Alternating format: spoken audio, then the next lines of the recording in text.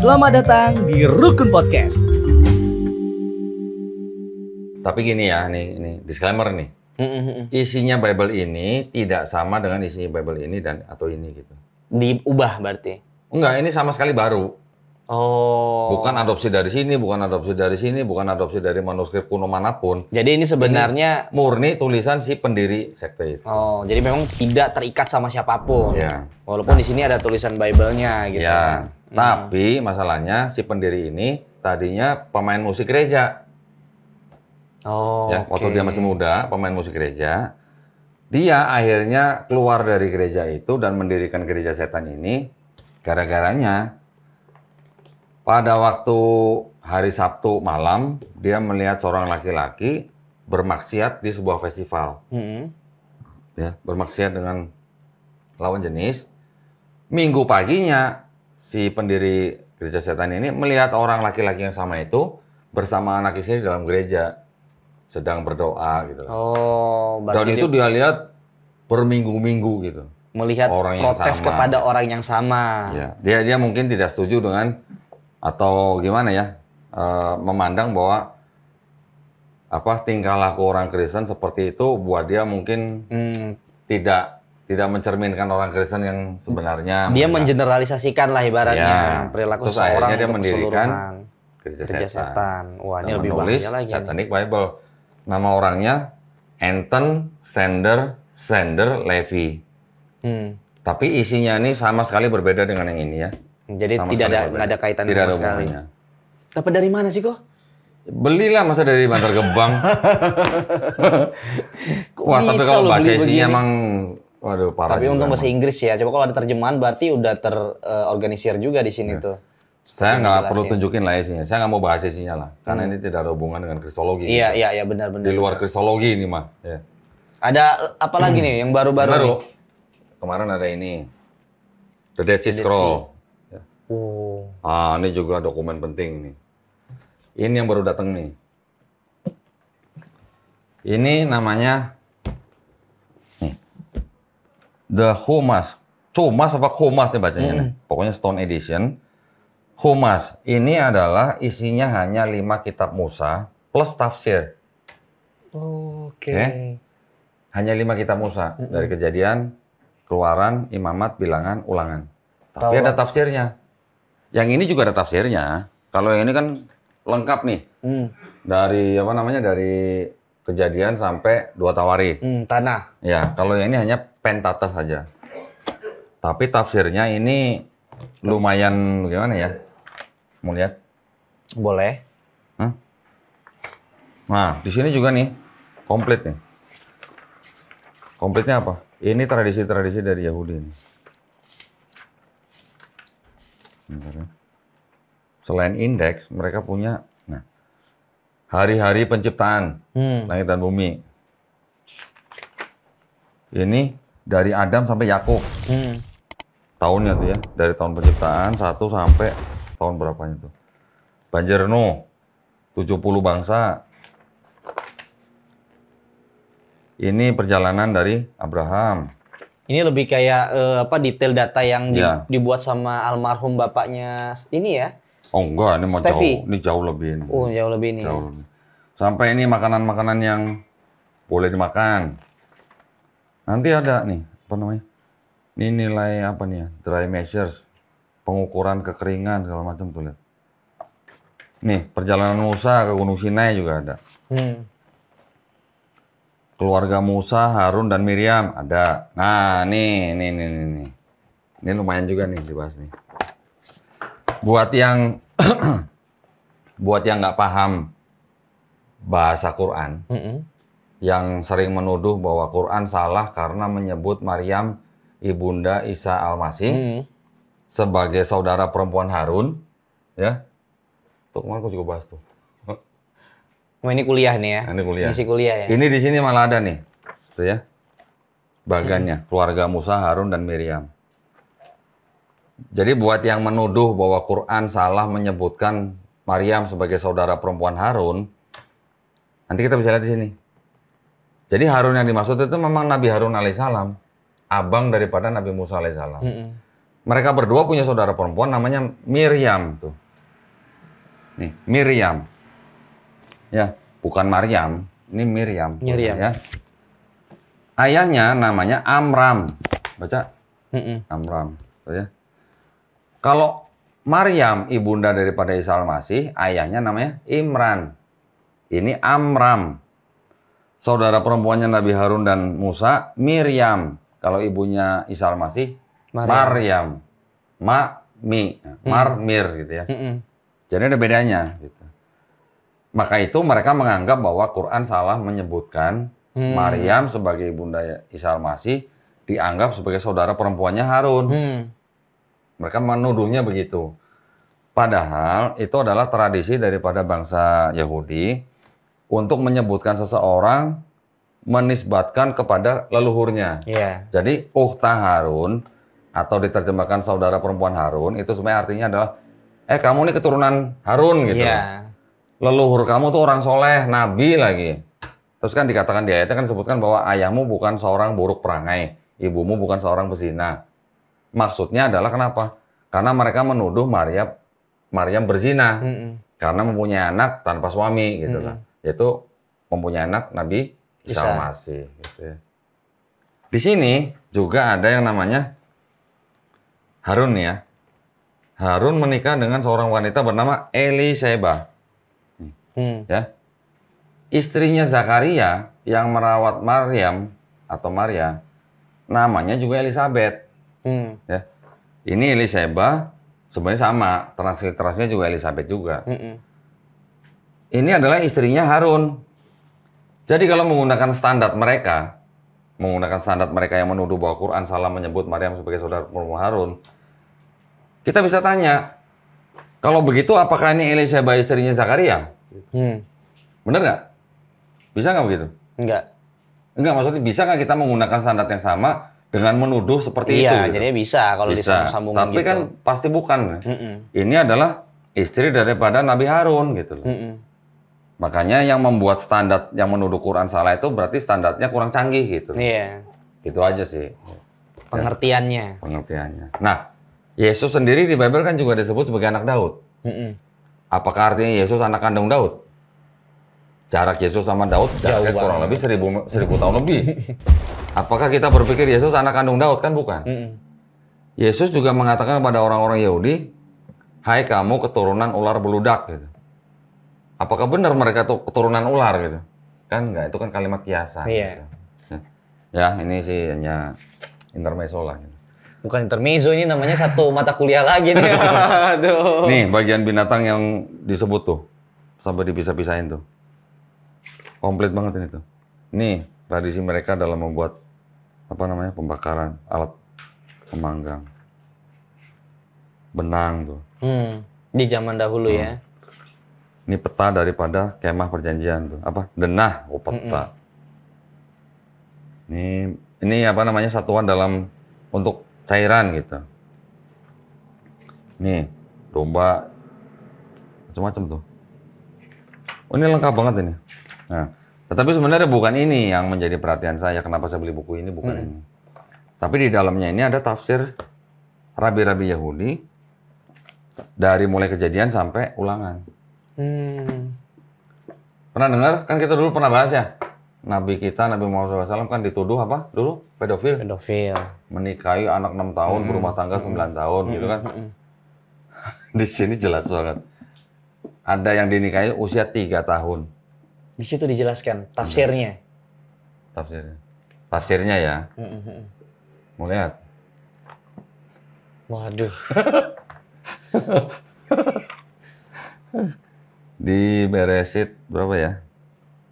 Oh, kalau kalau orang-orang yang menuduh Nabi kita katanya menikahi anak kecil gitu ya. Mereka berani menuduh seperti itu, tapi giliran ditunjukkan tafsir seperti ini, mereka tolak. Dianggap tidak asli. Ya, pokoknya mereka tidak menerima lah tafsir itulah. Beranggapan bahwa nanti ada ayat yang saya sebut aja namanya yang Ribka dinikahi oleh Nabi Ishak. Nggak mungkin umur 3 tahun dia sudah menimba air di sumur gitu katanya. Tapi kemana-mana masih bawa pengasuh gitu loh.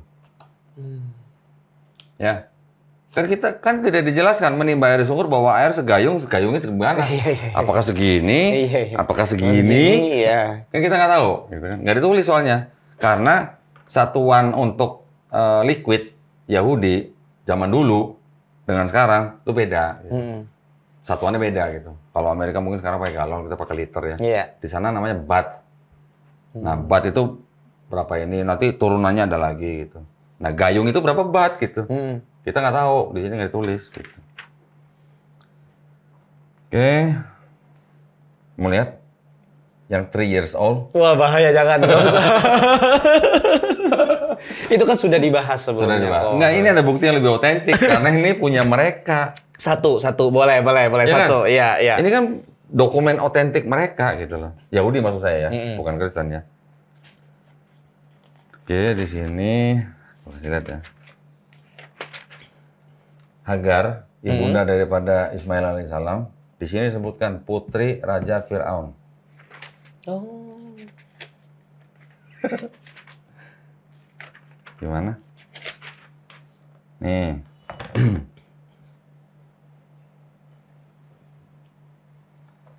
Mau di zoom? Boleh zoom. Zoom. Nih ya. Ini Genesis ya, kejadian. Kejadian 24 ayat 52 sampai 62. Ini udah saya tanda-tandain merahnya. Nah, ini di sini ada kalimat yang di 59 seperti 60 nih ya. Pokoknya di sini menceritakan bahwa Ribka atau Rebeka itu dilamar oleh Ishak dan akhirnya dibawa gitu lah. Ini ada catatan begini nih. Karena ada kata-kata and her nurse, pengasuhnya dan pengasuhnya. According to the most common rabbinic chronology, the nurse was sent along because Rebecca was but 3 years old. Berapa tahun? 3 years old? 3 tahun. Ya, jelas nih. 3 years old ya. At the time. So that she would have needed someone to care for her. Nah, itu dulu. Ibn Ezra, salah seorang rabi juga, kurang lebih sama lah gitu. Menafsirkan bahwa Rebecca lebih tua, di atas 3 tahun. Tapi tidak melebihi dari but it was customary. Tapi itu adalah tradisi gitu loh. Ya. Oke, di sini sebutinnya jelas ya, 3 years old. Nanti di ayat lain. Nah nih, ada ayat nih. Genesis juga 25 ayat 19 sampai 23 ayat 20 nih. Isaac was 40 years old when he took Rebecca. Ya, jadi Ishak berusia 40 tahun ketika dia menikahi Rebecca. Ini ada tafsir di bawahnya nih. 40 years old. Isaac was 37 years old at the time of the Aqidah. Aqidah itu peristiwa penyembelihan. Okay. When Rebecca was born. Jadi pada waktu penyembelihan itu tidak lama kemudian Rebecca lahir. Dan usia Ishak berusia 37 tahun. Okay. He waited 3 years until she was physically capable of marriage atau seder olam. Jadi Ishak menunggu 3 tahun dan menunggu 3 tahun sampai Rebecca siap secara fisik. Jadi kalau peristiwa penyembelihan itu Rebecca lahir, terus Ishak menunggu 3 tahun, berarti umurnya Rebecca berapa? 3 tahun. 3 tahun. Gitu. Ini yang ngomong Rabi. He was 60 when Rebecca gave birth. Ketika dia berusia 60 tahun, dia ini maksudnya Ishak. Ketika Rebecca melahirkan, Rebecca was barren for 20 years. Artinya Rebecca mandul selama 20 tahun. Oke, tapi yang jelas ini tafsir daripada rabi-rabi Yahudi sendiri mengatakan bahwa ketika peristiwa penyembelihan itu terjadi, yang artinya Ishak tidak jadi disembelih, Rebecca lahir. Terus Ishak menunggu 3 tahun, ya, sampai Rebecca siap secara fisik. Kemudian ketika Rebecca melahirkan anaknya yang pertama, Ishak sudah berusia 60 tahun. Versi dari Rabi Yahudi. Ini versi yang otoritatif nih. Otoritatif ini? Loh, ini punya mereka loh. Justru yang di dalam perjanjian lama ini, kan dari sini. Ini diterjemahkan menjadi, ini sekarang gua udah punya nih. Waktu lu datang kemarin lu belum waktu terakhir datang sini gua belum beli. Ini Septuaginta. Oh, ini yang selalu dibilang sama Kodondi ya. Yang Yunani. Yunani. Gitu, iya. Wah, parah nih, Fun. Pulang kita, Fun. Pulang. Wah, banyak banget nih. Kan enak kalau ngomong ada bukunya. Bener, next makanya kita harus Kalau bahas ngomong sih. nggak pakai buku kan asumsi ntar jadinya takutnya. Ntar, di Bible ada nggak kisah Nabi Abraham dimasukkan ke dalam tungku api, dibakar? Nggak tahu. Nggak ada. Di Bible yang ini Kristen nggak ada. Di secara secara teks di ini juga tulisannya tuh diterjemahkan dengan hal yang lain. Tetapi ada ada tafsir di sini. Ternyata Nabi Abraham atau Abram pernah dimasukkan ke dalam tungku api oleh Raja Namrud. Jadi nggak jauh beda dengan cerita Nabi Ibrahim versi Islam. Ya, di sini diselamatkan. Oh. Oke, nanti mungkin lain kali kita bahas. Lain kali kita bahas, dan salah satunya ini juga nih yang akan kita bongkar, tapi di next episode. Jangan dibongkar, mahal itu. Bukan, maksudnya dibedah, dibaca, dilihat nih. Karena saya mau syahadat lagi nih. Buset. Untuk lebih meyakinkan lagi nih. Ini Sobat Rukun nih, kalau misalnya menonton, diambil intisarinya. Kalau misalnya ada yang perlu ditanyakan segala macam, monggo aja untuk datang ke kanal Kodondi. Silakan serang. Langsung bertanya-tanya, mungkin kan ini kan di wilayah tekstual, di wilayah ilmiah yang memang bisa didiskusikan ya, Ko ya. Dan juga buat sahabat rukun yang mungkin non-muslim juga, kan salah satu sahabat rukun kita kan juga non-muslim, membacakan dan mungkin penasaran juga, monggo aja bisa didiskusikan ke Kodondi. Karena lagi-lagi kalau rukun nih masih berguru banyak sih. Apalagi kalau bicara soal tekstual. Nah, ini ketemu nih. Hagar, putra Raja Fir'aun. Wah. Ngalur ngidul.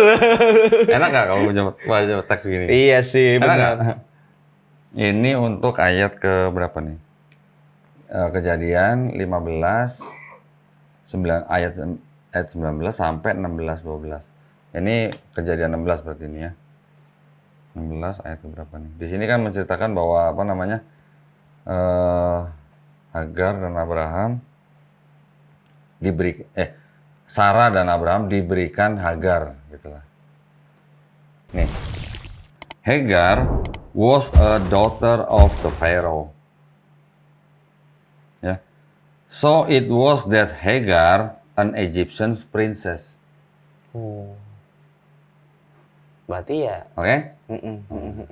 Jelas? Ya. Menarik banget sih. Karena gini, ini cibiran dari orang-orang teman-teman kita yang Kristen, terutama yang apologet, bahwa Ismail adalah anak budak.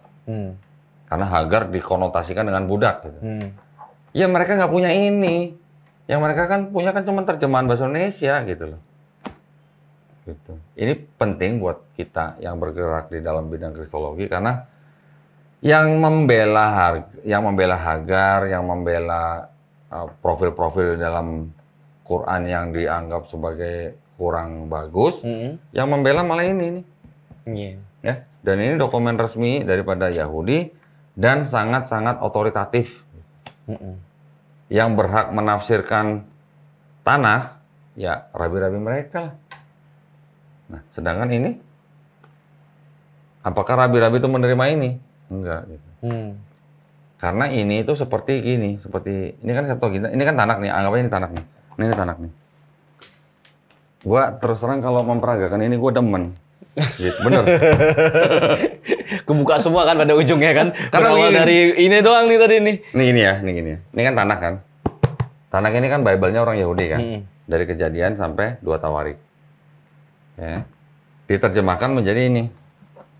Ya, ini namanya Septuaginta. Oke, dari bahasa Ibrani diterjemahkan ke bahasa Yunani. Terus Kristen kan mempunyai dokumen yang namanya Perjanjian Baru kan? Ya.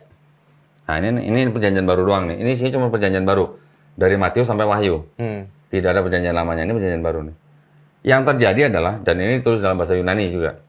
Yang terjadi adalah ini bahasa Ibrani punya orang Yahudi diterjemahkan ke bahasa Yunani, oke? Ini punya Kristen, Perjanjian Baru ditulis juga dalam bahasa Yunani.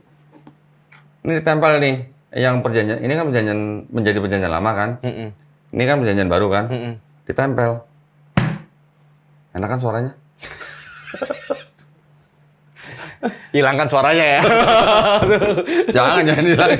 Nggak, jadi perjanjian baru, perjanjian lama. Ini asalnya dari sini. Ini ditempel, plok. Jangan pakai suara lah ya. Iya, iya. Ini menjadi Bible-nya orang Kristen. Padahal yang di sini tidak ada yang di sininya. Yang mana? Ini kan Yang serapan perjanjian dari baru. sini, iya. Ya ini kan baru. Yang ini dari sini. Ini dari bahasa Ibrani terjemahin ke bahasa Yunani. Ditambah ini. Terus diaku sebagai Bible-nya orang Kristen. Ya? Gimana?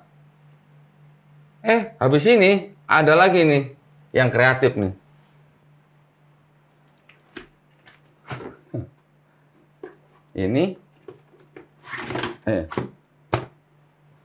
Ini tulisannya orang Mormon. Ya, Mormon nih. Satu lagi kesaksian. Ya, ini Mormon. Ini kitabnya Mormon. Mormon juga pakai ini. Mormon pakai ini. Ditambah ini. Ditambahin ini lagi. Plek, jadi triple nih. Ini kitabnya Mormon gitu. Orang Kristen ngakuin nggak ini sebagai Kristen? Yang Mormon ini? Enggak. Nggak mengakui. Karena hanya mengakui beberapa gospel aja. Enggak, satu Bible-nya Kristen dipakai sama Mormon, tambahin buku kitab lagi.